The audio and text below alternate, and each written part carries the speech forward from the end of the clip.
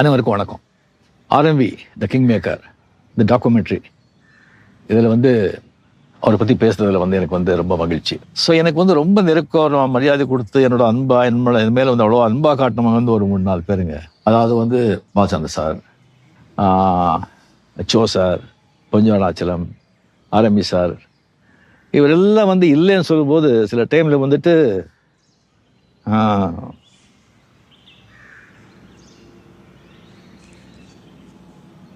ரொம்ப மிஸ் பண்ணுறோம். அது இந்த பாஷா விழாவில் 100 days விழாவில் அவர் ஸ்டேஜில் இருந்தார் ப்ரொடியூசராக. அந்த வெறிகுண்டு கலாச்சாரத்தை பற்றி நான் பேசினேன்.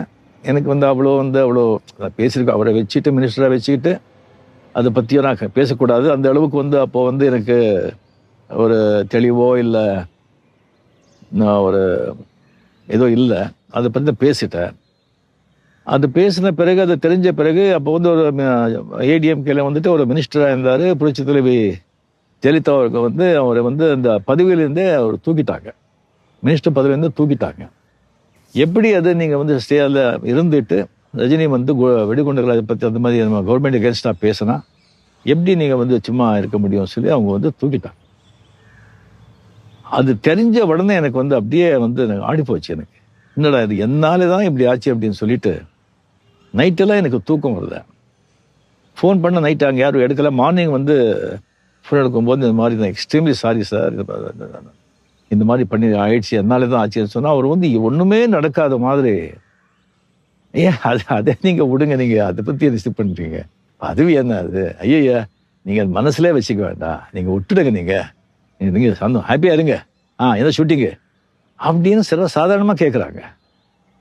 எனக்கு அந்த தெலுங்கு எப்போவுமே அது போகலை.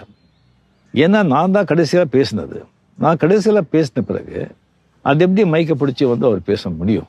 ஸோ மதிப்புக்குரிய சிஎம் ஜெயலலிதா அவர்களுக்கு எதிராக நான் ஒரு குரல் கொடுக்கறதுக்கு சில காரணங்கள் இருந்தால் கூட இந்த காரணம் ரொம்ப முக்கியமானது.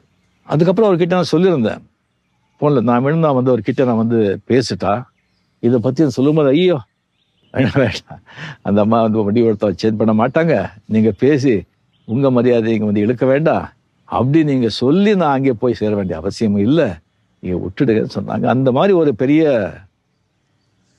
பெரிய மனிதருங்க, king maker, real king maker.